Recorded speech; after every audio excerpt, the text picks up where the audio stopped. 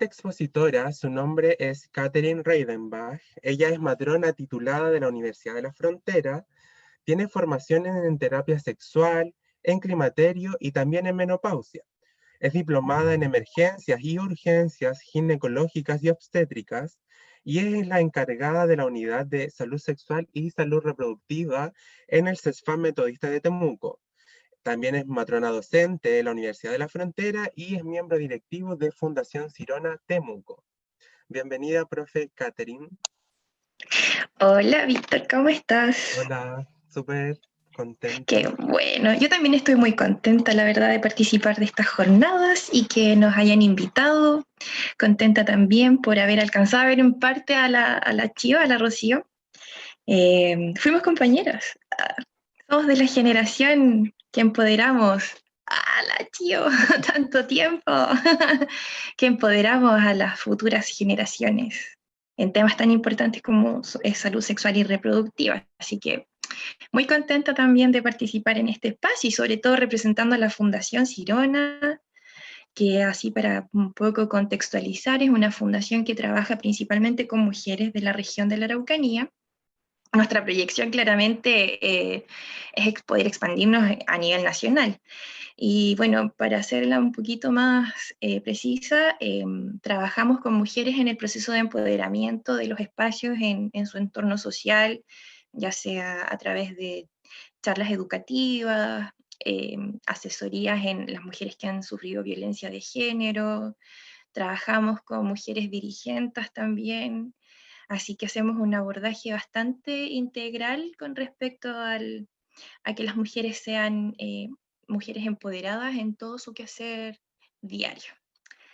Así que eso, estoy muy contenta de participar y bueno, el tema que vamos a hablar hoy día, me imagino que como no tuve la oportunidad de poder ver toda la presentación de Rocío, pero sí a lo mejor trataron el tema sobre BPH, ¿ya? La verdad es que mi presentación no es tan extensa, principalmente porque la idea es que podamos hacerlo bien interactivo y en parte ir respondiendo las dudas que probablemente no van a estar como integradas en la presentación, ¿ya?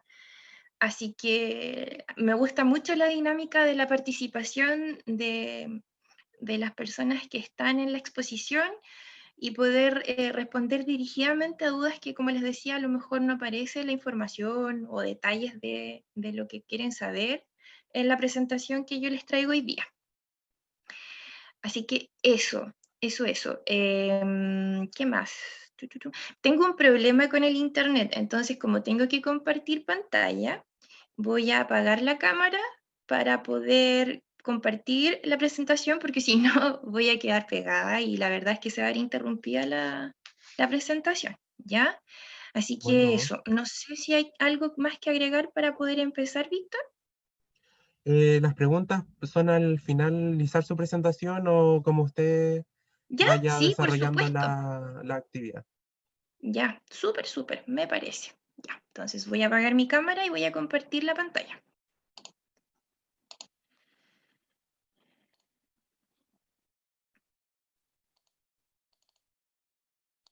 Ya.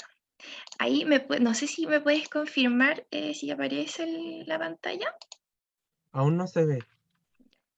Voy a esperar. Ahora sí se ve. Ya, perfecto. Súper. Bueno, entonces el día de hoy ya vamos a hablar sobre un tema que es muy importante. Bueno, yo creo que todas las infecciones de transmisión sexual en cuanto a lo que es la salud sexual de todas y de todos y de todes, es muy importante que lo hablemos, pero yo creo que así como una apreciación muy personal, creo que se le da como mucho énfasis a otras infecciones de la orden, digamos, de transmisión sexual y como que de repente no se profundiza mucho en el VPH o en el virus del papiloma humano, ¿ya?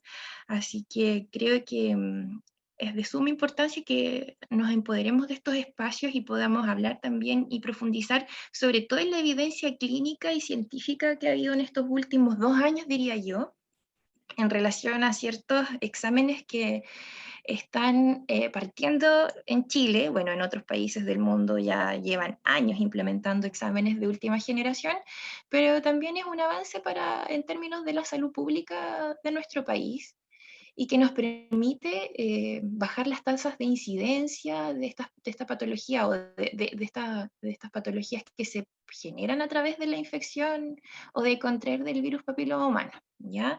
Así que por esta razón hoy día vamos a profundizar en temas, vamos a hablar un poco de estadísticas, de evidencia científica, de algunos mitos que hay con respecto al tema de las infecciones virales, porque me imagino que la mayoría, como pudieron ver en la presentación de Rocío, las infecciones virales tienen un comportamiento muy particular, ya que al momento de ser pesquisadas probablemente se pesquisan en algunos casos, ya como decía, en la etapa sintomática, cuando ya hay lesiones presentes, visibles, más que como un examen de rutina que nos permita determinar en definitiva si es que somos o no portadores, y sobre todo en los hombres, porque en nuestro país, dada la evidencia, como lo vamos a ver en la presentación, eh, los screening o los tamizajes o los exámenes de pesquisa están enfocados principalmente a las mujeres, claramente, porque somos las mujeres las que presentamos finalmente los síntomas en un gran porcentaje, ¿ya? En cambio, a diferencia de los hombres, que sí, en su totalidad, la mayoría son portadores, pero signos clínicos, la verdad es que son muy poco el porcentaje que pudiese presentar de hombres por la infección del virus del papiloma humano, ¿ya?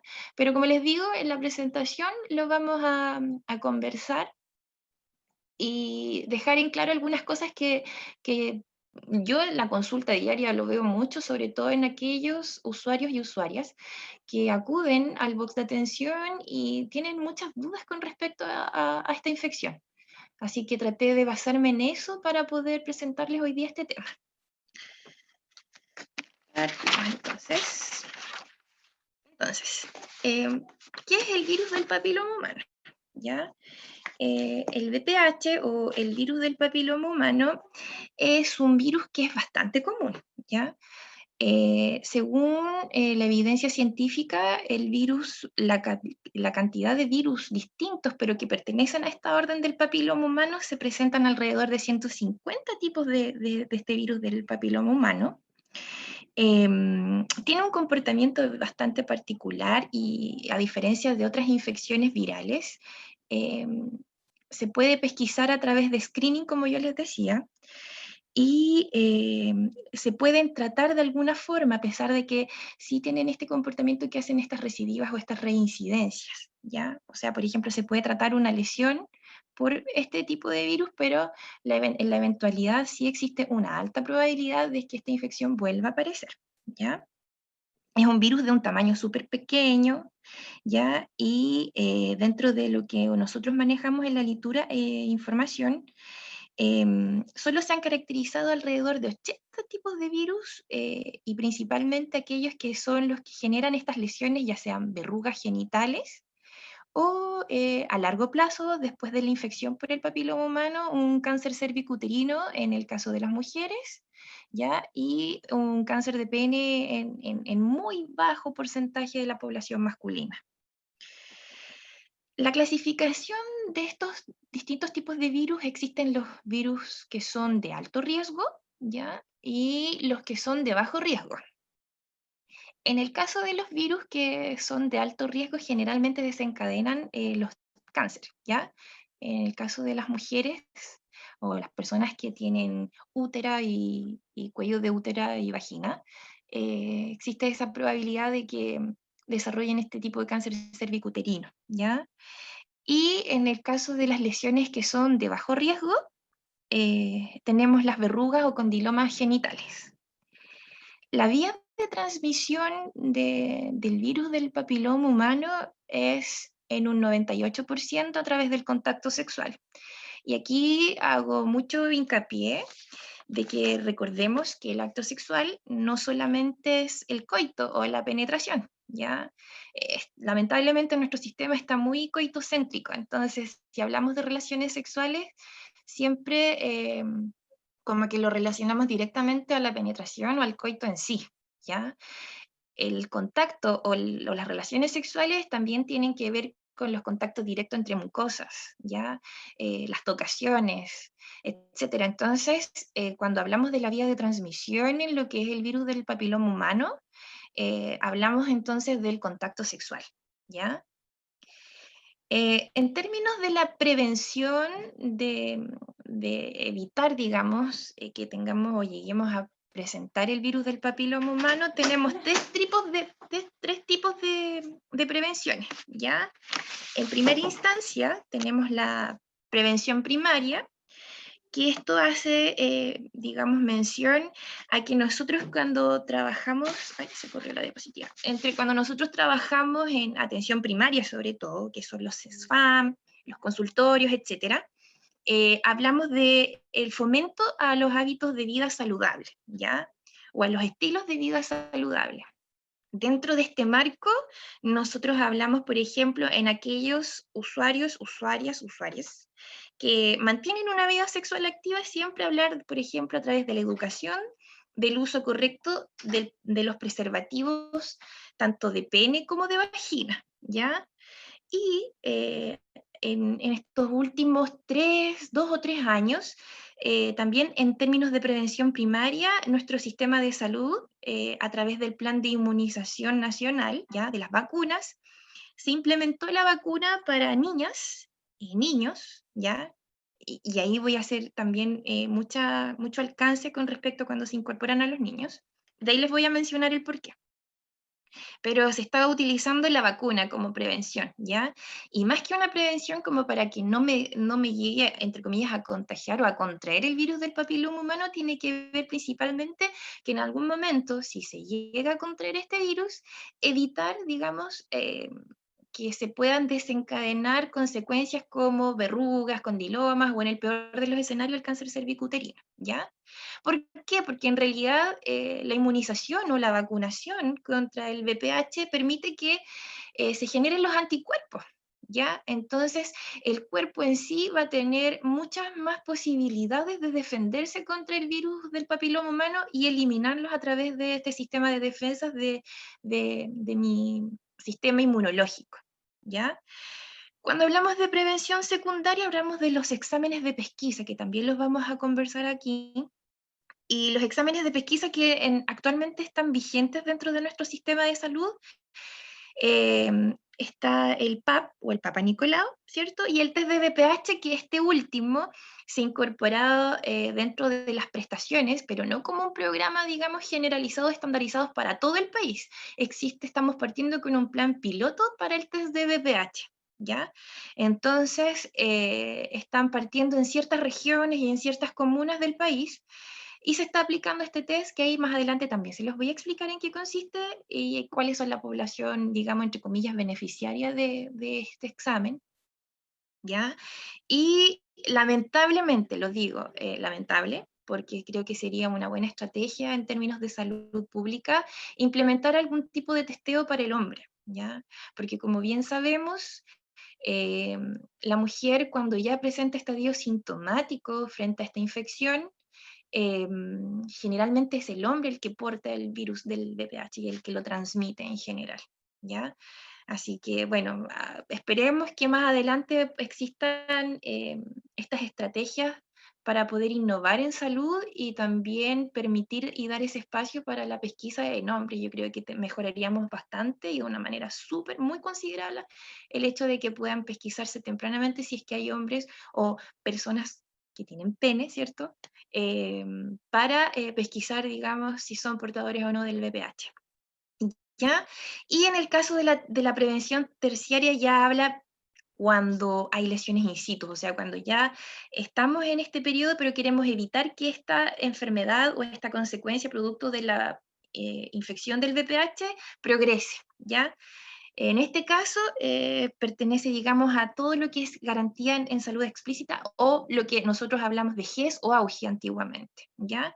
Aquí actúa esta garantía de salud y esto tiene que ver, por ejemplo, que cuando nosotras, por darle un caso en particular, pesquisamos a través de la toma del PAP, que hay lesiones precancerígenas en un rango etario de los 25 a los 64 años según las guías del Ministerio de Salud. La cobertura en este rango etario ya para cubrir todo lo que sea un tratamiento con el propósito de prevenir que el cáncer cervicouterino aparezca, ¿ok? Y en el caso de que esté diagnosticado, no progrese, digamos, y comprometa la calidad de vida de las usuarias, ¿ya? Y para hablar con respecto al tema de los datos estadísticos en nuestro país, como bien menciona ahí, 5 de cada 100 mujeres que han contraído el virus del papiloma humano, este se vuelve o se comporta de una manera persistente, ¿ya? ¿Por qué? Imagínense que de 100 mujeres que han contraído la infección del papiloma humano, solo 5 de ellas no fueron como, entre comillas, su sistema inmunológico de combatirlo o de eliminarlo, ¿ya? Porque, para comentarles un poco, cerca del 60 al 70% de la población que tiene una vida sexualmente activa, ¿ya? Han contraído el virus del papiloma humano, ¿ok? Pero la diferencia radica en que muchas personas tienen en su sistema inmunológico, pueden eliminar el virus sin mayores complicaciones, ¿ya? Entonces, voy a pasar a la próxima diapositiva.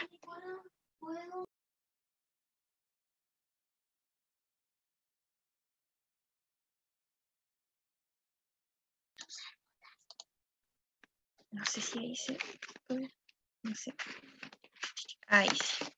Ahora, ¿de qué manera esta infección por el virus del papiloma humano se manifiesta? Inicialmente puede ser inaparente, o sea, esto quiere decir de que yo puedo tener el virus del papiloma humano, ¿ya? Pero no presentar ninguna infección clínica, ¿ya? O sea, perdón, un síntoma que sea aparente, ¿ya? Que lo pueda observar a través de una infección por verruga o un flujo X que me pueda ayudar a determinar si es que es portador o no del virus del papiloma humano, ¿ya? Como lo mencionaba, puede provocar verrugas genitales, condilomas, etcétera, y en los casos más severos y con mucho más compromiso de desarrollo de un cáncer cervicuterino, ¿ya? Ahora, ¿de qué forma nosotros podemos, como entre comillas, sospechar o un signo de alerta de que yo puedo tener una lesión en el cuello del útero, que ya claramente está cercano al cáncer cervicuterino, es a través del sangrado postcoital? Esto quiere decir que si yo tengo una relación sexual penetrativa, ¿ya? Yo después de tener esta relación sexual voy a sangrar. Y eso ya para nosotros, todos los que trabajamos en el área, es una señal, digamos, de que hay que actualizar el resultado del examen del PAP, ¿ya? Y realizar exámenes ya más un poco específicos para determinar si es que realmente esa zona está dañada y, digamos, lesionada por este virus. Ahora, ¿qué tan frecuentes son las enfermedades o las consecuencias que nosotros tenemos por la infección del virus del papiloma humano? El que lidera, ya, en este caso por la estadística en salud, está el cáncer cervicuterino, ¿ya? En nuestro país, cercano a 600 mujeres jóvenes, digamos jóvenes, mujeres menores a 50 años, ¿ya? Mueren en nuestro país por causa del cáncer cervicuterino. En términos de las verrugas genitales, cerca del 20% de las consultas en los distintos centros o establecimientos de salud son por infecciones de transmisión sexual en los centros especializados. O sea, por ejemplo, de todas las consultas que nosotros podemos recibir en los distintos centros de salud, cerca del 20% más o menos es producto, digamos, por verrugas o condilomas genitales, ¿ya? Y en el caso de los hombres, el cáncer de pene, ¿ya? El cáncer de pene es muy poco frecuente, sin embargo, en aquellos hombres o población, digamos, masculina que ha sido portadora del virus del VPH, cercano al 2%, han desarrollado el cáncer de pene. Hay otros cánceres que también están asociados, digamos, a esto, que en el caso, por ejemplo, cuando puede haber prácticas sexuales como por ejemplo el sexo oral, también puede producir cáncer de esófago. ¿Qué pasa cuando hablamos de VPH en los hombres? ¿Ya? Actualmente, como les decía al principio, no existe un test que esté validado para detectar tempranamente a los hombres que son portadores del virus del papiloma humano. Generalmente los hombres son, el comportamiento, digamos, en esta dinámica, es el hombre el que porta el virus y la verdad es que las mujeres tienen esta predisposición a desarrollar lesiones o complicaciones mucho más severas versus a un hombre.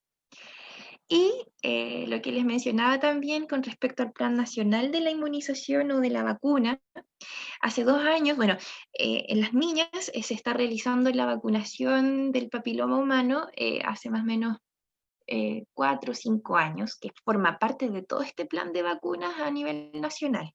Y las edades son desde 9, 10 años aproximadamente, o sea, se hace en cuarto básico y en quinto básico. Y los hombres en la misma edad, pero esta estrategia se aplica ahora hace más o menos 2 años. O sea, dentro de todas las vacunas que se reciben, digamos, cuando van a vacunarlos a la escuela o cuando van a sus controles de salud a los centros de, digamos, a los distintos establecimientos, se aplica esta vacuna a niños también, ¿ya? En las mismas edades, 9 y 10 años. Se dice que, según la información que aparece en la literatura, la vacuna ayuda a prevenir casi en un 80% las lesiones y a desarrollar distintas enfermedades producto de la infección, ¿ya?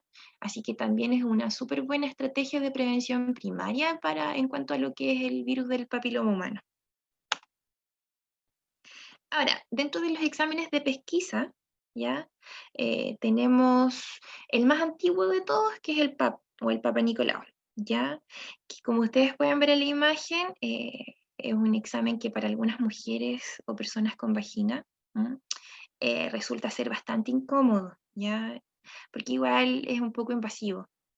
Entonces, la idea de estos exámenes es tratar de tener una actitud de los profesionales en parte que realizan este tipo de examen, de mantener una actitud empática, sobre todo de empoderar a cada usuaria que acuda a la consulta para entregar la mayor cantidad de información y que finalmente la decisión pase por aquellos usuarios y usuarias de tomar este examen con el fin, ¿cierto?, de prevenir que esta infección, bueno, en el caso que aparezca, prevenir de que esta infección de alguna forma igual genere complicaciones a futuro, ¿ya? Es una técnica que requiere tiempo, ¿ya? Y que requiere también de que todos los profesionales estén capacitados, porque a veces hay profesionales que realizan atención en salud sexual, pero no están capacitados, ¿ok? Así que eso, pero es un examen de alto valor predictivo y en este último tiempo, entre el año 2019 y 2020, se instaura en estos centros piloto, como les mencionaba, el test de BPH, ¿ok? El test de BPH ayuda a determinar ya las serologías, como lo mencioné al principio, de alto riesgo. Lo que en el fondo hace el test de BPH es saber si es que el virus del papiloma humano que está en esa zona es de alto riesgo a través de la pesquisa del ADN, ¿ya? Porque así se diferencia una serología de otra, ¿ok? El tamizaje del test de BPH, según las normativas ministeriales, se realiza en la población objetivo de las mujeres desde los 30 a los 65 años. Y ahí podemos entrar a preguntarnos, pero pucha, ¿por qué se hace en esta edad y no en las mujeres de 20 o de 25 si también mantienen una vida sexual activa? Y la verdad es que según la evidencia que se maneja en los estudios y los datos epidemiológicos, dice que está recomendado para mujeres a partir de los 30 años porque la frecuencia de la infección del VPH es alta en los inicios cuando hay actividad sexual. Y cercano al 90% de estas infecciones son transitorias, como les mencionaba, o sea, el cuerpo es capaz de eliminarla en las mujeres, sobre todo que están en este rango etario menores a los 30 años. ¿Ya? Eso.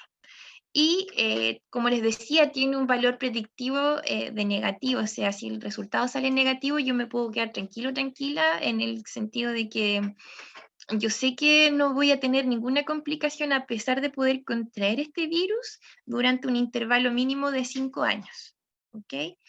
Y en el caso del PAP o el Papá Nicolau, ¿cierto? La población, según la norma ministerial, habla de un rango etario de los 25 a los 64 años, ¿ya? O sea que en el fondo todas las mujeres, pacientes, usuarios, usuarias, debiesen tomarse el PAP en este rango etario de los 25 a los 64 años, ¿ya? Esa es una cobertura ministerial. Pero la verdad es que esto igual queda como a criterio del profesional que realiza el examen, ¿ya? Porque, por ejemplo, si existen mujeres o usuarios que están, en este caso, presentando factores de riesgo como un inicio a edad temprana de la actividad sexual, que ha tenido múltiples parejas, pero sin usar los preservativos o, digamos, tanto de pene como de vagina, u otras enfermedades o complicaciones a nivel del sistema inmunológico, porque también existe la probabilidad de que las personas o los usuarias que acuden a la consulta tengan inmunosupresión. Esto significa de que su sistema inmunológico se puede ver afectado por cualquier factor externo y no tengan esta respuesta inmediata de poder eliminar el virus del papiloma humano, ¿ya? O sea, hay un sinfín de factores que debemos considerar en donde nosotros como por criterio profesional debiésemos tomar este examen antes de los 25 años. Ahora, a modo, digamos, de acuerdo a todo lo que hemos visto y lo que también se vio con Rocío,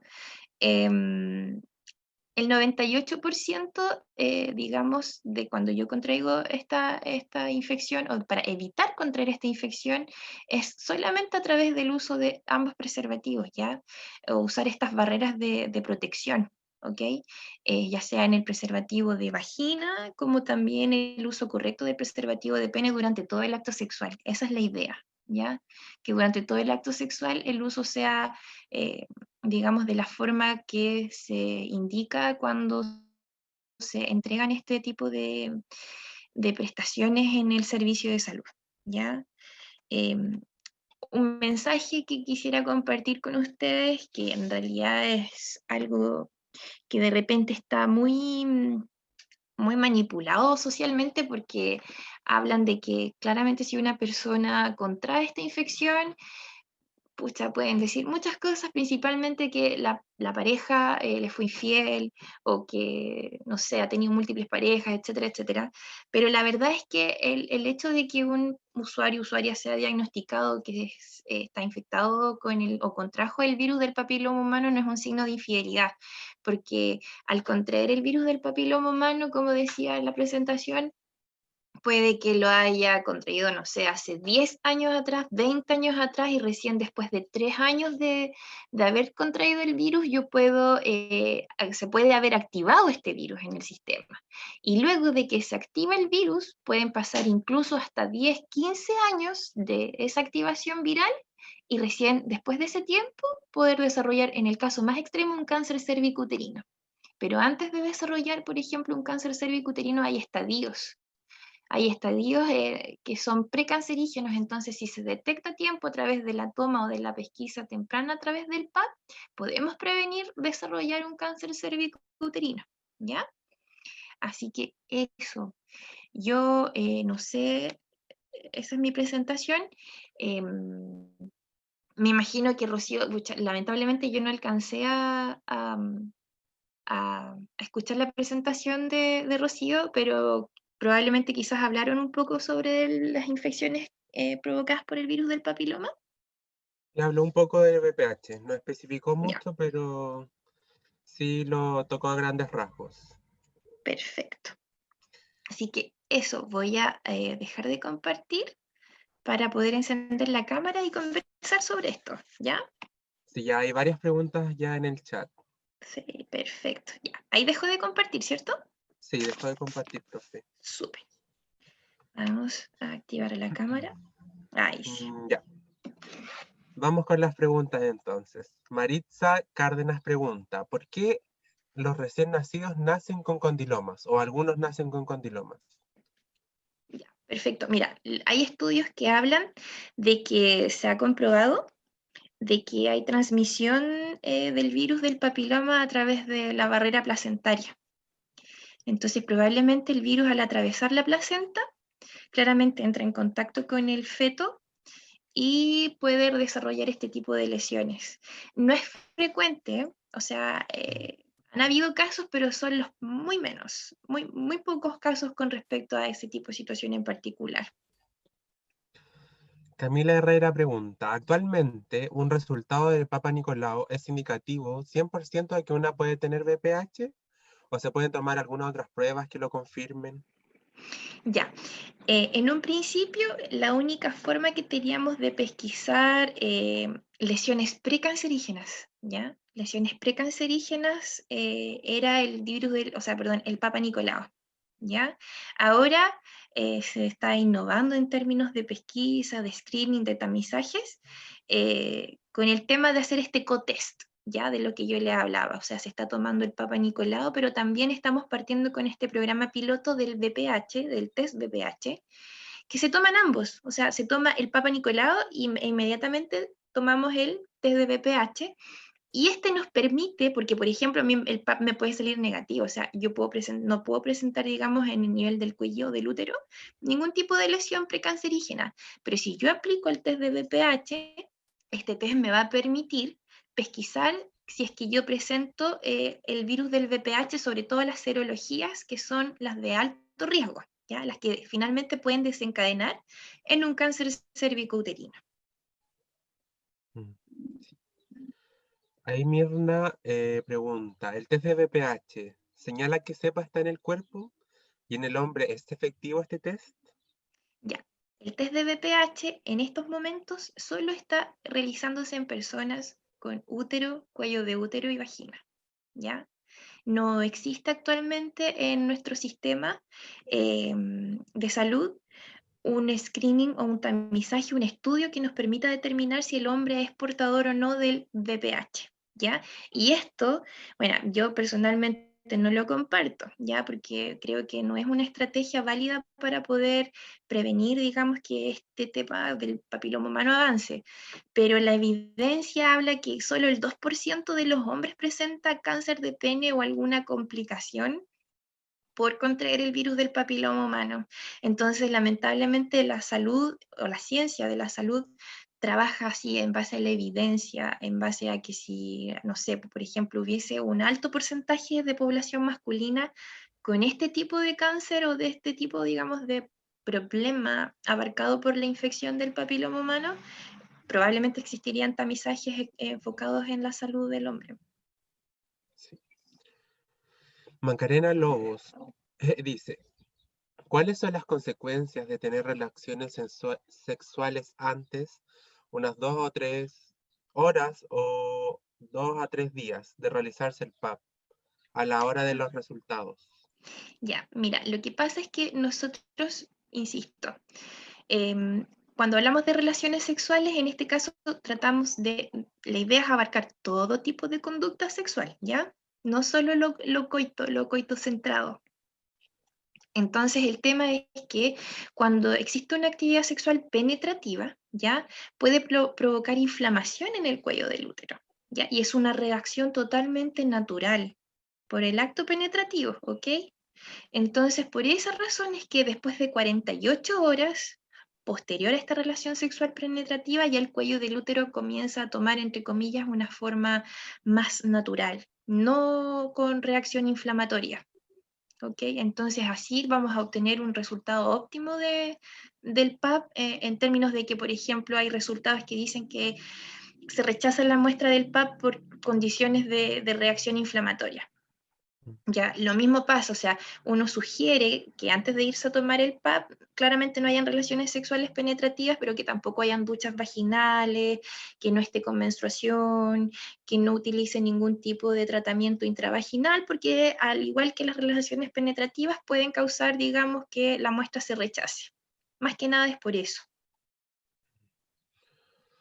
Mirna pregunta, si una persona tiene una cepa de alto riesgo, células anormales en el útero, ¿esta puede contagiar a su pareja la cepa de bajo riesgo, las verrugas? Como decía Rocío, eso alcanza a escuchar. Está comprobado a través de la literatura y de la información de que las lesiones se transmiten solamente cuando están activas. O sea, me refiero al virus que esté activo, ¿ya? Y cuando el virus está activo, la probabilidad de generar lesiones es altísima.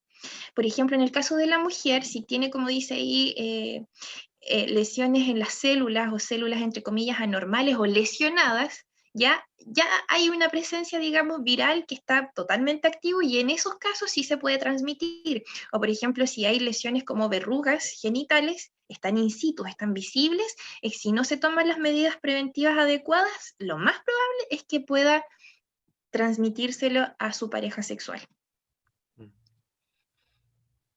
Camilo Cares pregunta, ¿en las mujeres que tuvieron una histerectomía, también se debe seguir tomando el PAP? Sí, mira, existen distintos tipos de histerectomía, ¿ya? Generalmente depende de la razón por la cual se haga una histerectomía, se puede conservar el cuello del útero. Pueden sacar solo el útero y las trompas o las tubas uterinas, los ovarios, pero a veces en algunos casos conservan el cervix o el cuello de útero, ¿ya? En esos casos claramente hay que continuar con la toma del Papa Nicolau, ¿ya? Porque existe una probabilidad también de que esa zona, ¿cierto?, se lesione si es que en algún momento contrae el papiloma, ¿ya? Y en los casos que se hace una histerectomía total, o sea, todo, ¿ya? Cuello de útero, útera, tubas, etcétera. Yo, la verdad, es que sí también los he tomado en vagina, ¿ya? En todo lo que es la mucosa vaginal, se ha determinado que, que sí hay lesiones o infección por el papiloma humano. Entonces sí se debería seguir tomando la muestra de PAP en mujeres que han tenido histerectomía total o subtotal. O parcial, como también se dice.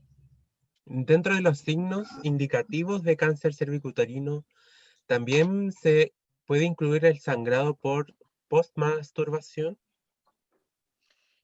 Sí, mira, postmasturbación porque, por ejemplo, estas ondas después del orgasmo generan estas contracciones y lo más probable es que también abarque, digamos, esta zona del cuello del útero, ¿ya? Quizás el sangrado a lo mejor va a aparecer mucho más después, no sé, en el momento en que va al baño, no sé, se seca, ¿cierto? Puede aparecer residuales y de un color distinto, pero sí, también pueden aparecer. Claro, y también depende de dónde se ubique el sangrado, si es como en la vulva, si es que la proveniente desde la vagina, ahí va a ir como, Yes. es Por variable. eso, Así claro, que si es es que súper llega a pasar importante, eso, sí, asistir a la profesional.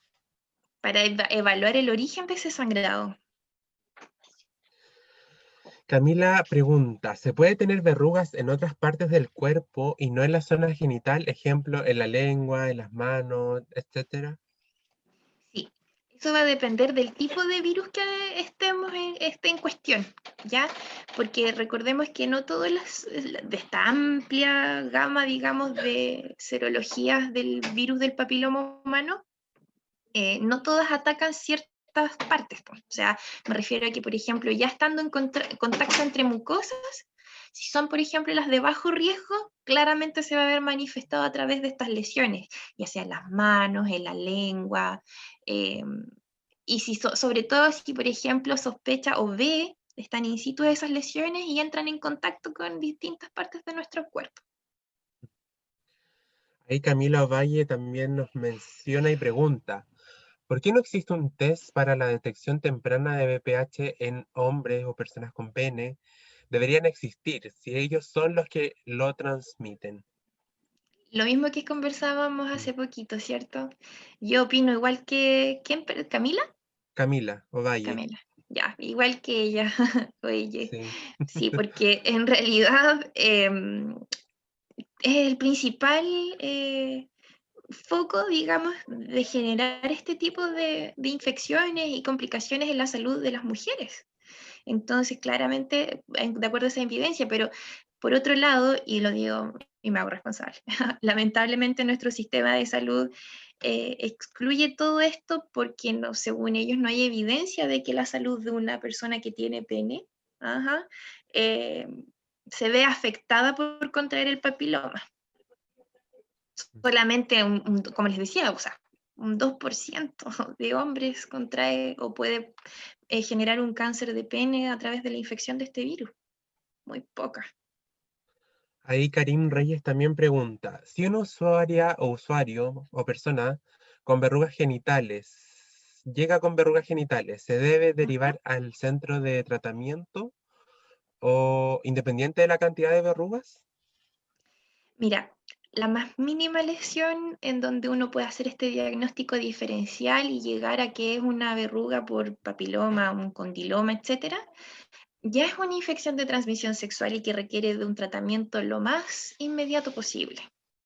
En este contexto, nosotros tenemos una red de derivación, porque a nivel primario uno puede hacer una sospecha diagnóstica, pero finalmente el diagnóstico total y el tratamiento se realiza a nivel secundario, que son estos policlínicos de atención. Por ejemplo, acá en Temuco está el CDT, el Centro de Diagnóstico y Tratamiento. Entonces están todos los policlínicos de infección de transmisión sexual y ahí tenemos una colega que es la que finalmente trata estas lesiones según la indicación de un dermatólogo o dermatóloga que trabaje en la unidad.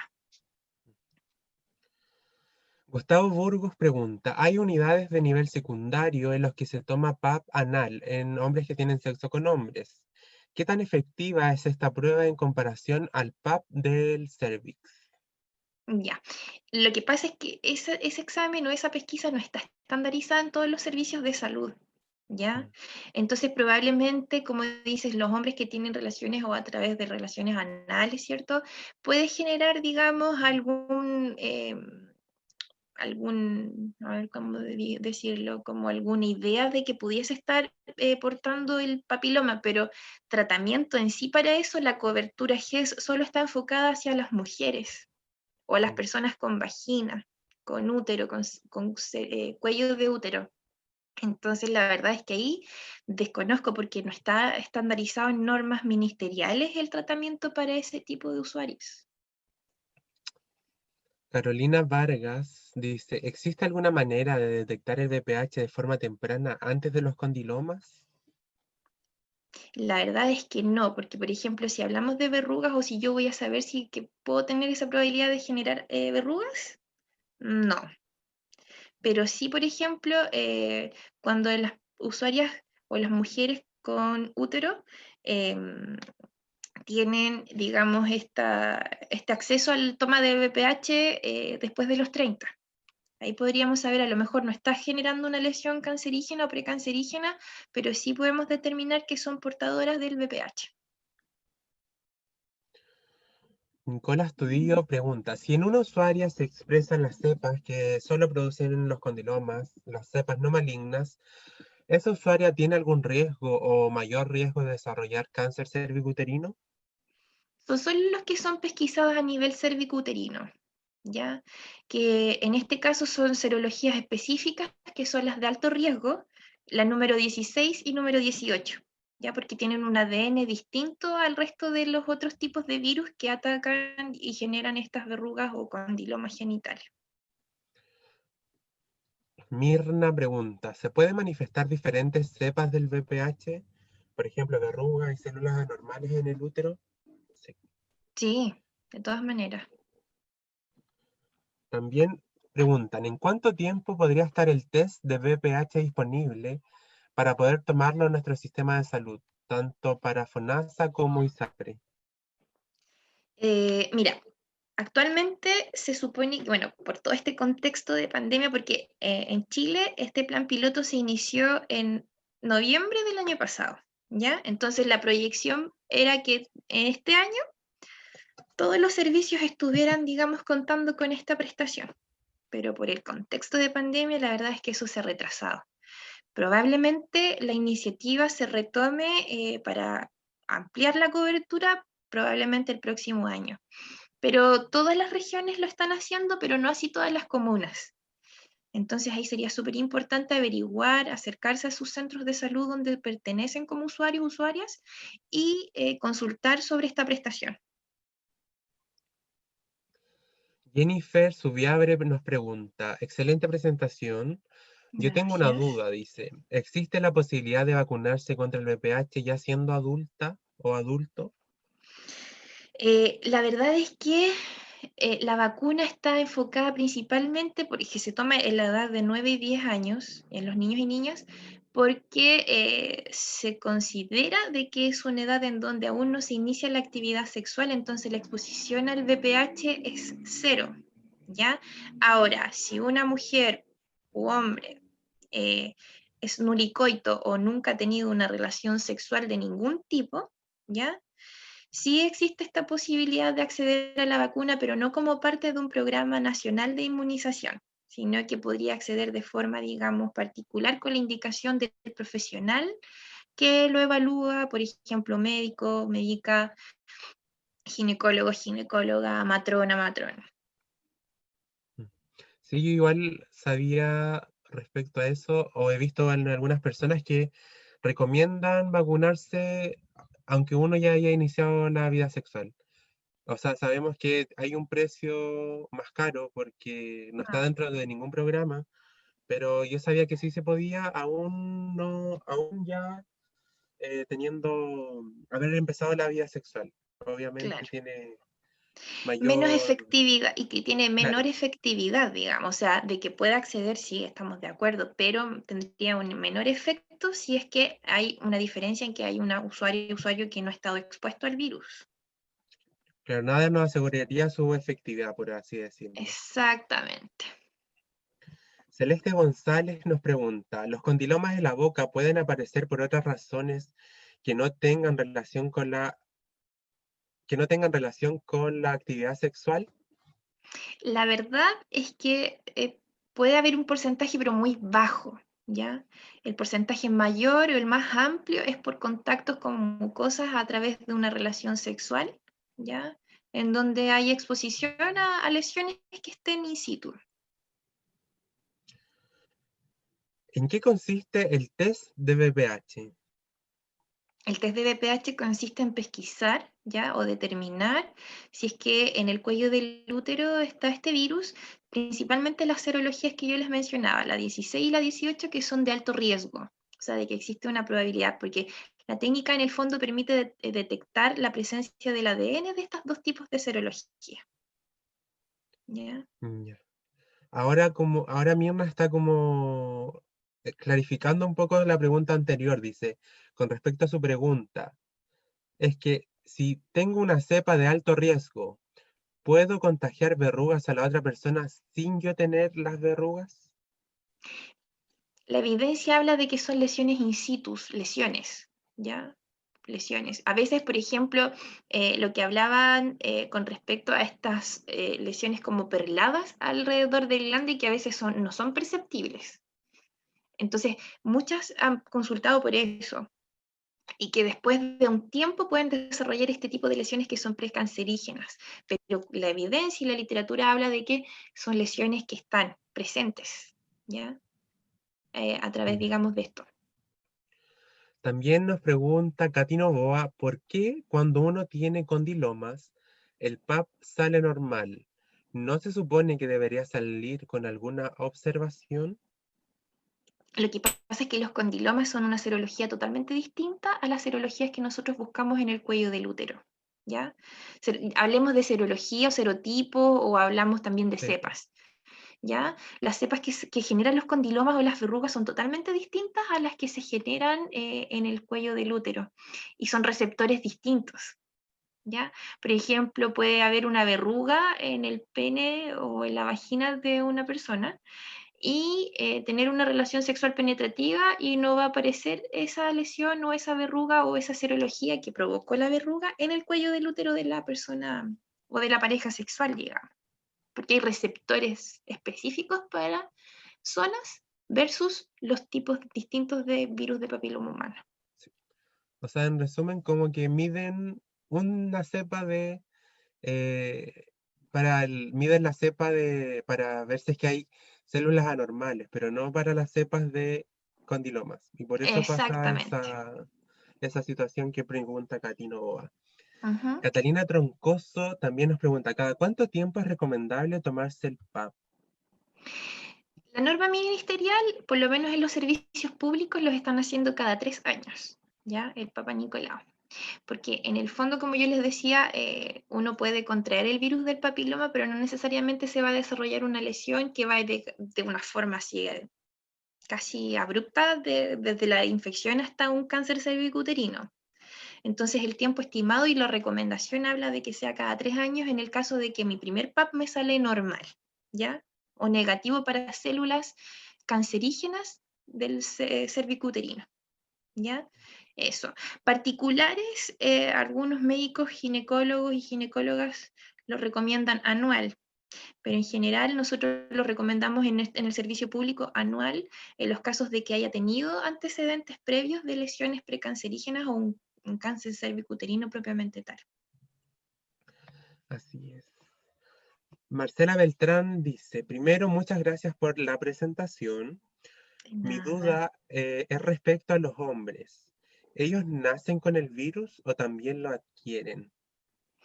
La verdad es que no es que nazcan con el virus, o sea, el virus uno lo adquiere todos que mantenemos una vida sexual activa, estamos expuestos esta exposición al virus, entonces lo contrae. ¿Ya? No es que se nace, se contrae a través de estas prácticas, de las diversas prácticas sexuales. Entonces, hablamos de portador principalmente porque son parte de este sistema que son asintomáticos. Entonces, la verdad es que por eso nosotros hablamos de portadores. Melanit Montesinos pregunta, si los resultados del PAP están alterados, ¿qué examen continúa para determinar el virus, además del test? Ya. Cuando el PAP está alterado, nosotros hablamos de alteración del PAP cuando aparecen lesiones precancerígenas. ¿Ya? Entonces, cuando aparecen lesiones precancerígenas es porque claramente ese tejido estuvo expuesto, no se puede determinar cuánto tiempo, pero sí estuvo expuesto al virus del papiloma. Entonces, más que hacer un examen para saber qué virus está en esa zona, se realizan tratamientos, ¿ya? Tratamientos que están cubiertos por estas garantías en salud que yo les mencionaba. O sea, hay una lesión de tal tipo, ya que es precancerígena, se realiza la derivación correspondiente y en un plazo menor a un mes, esa usuaria o ese usuario con vagina, ¿cierto? O útero, recibe el tratamiento para evitar llegar al estadio de un cáncer. Ujú. Pero en el fondo, más que determinar qué virus es eso, la derivación de un PAP alterado es para tratamiento. Beatriz Rojas, hola, muy buena su presentación. Mi duda Gracias. es, ¿cuál es la técnica específica para tomar un test de VPH? Me refiero a cómo se realiza la toma. Ya, perfecto. Mira, em, actualmente hay a ver, creo que tengo, a ver, voy a solo revisar si es que lo tengo por aquí. No, no lo tengo. Pero bueno, la idea es que existe un frasquito, ¿ya? Un frasco que adentro viene con un cepillo. Este cepillo se pasa en la misma toma como cuando uno realiza el Papa Nicolau, por el cuello del útero, ¿cierto? Y se envía en un frasco. Esa es la técnica, ¿ya? Y aparte, como es un cotest, nosotros lo pasamos en una placa de vidrio para derivarlo, para evaluar como PAP, y en el frasco para evaluar esta presencia de los ADN que son de alto riesgo, las serologías de alto riesgo.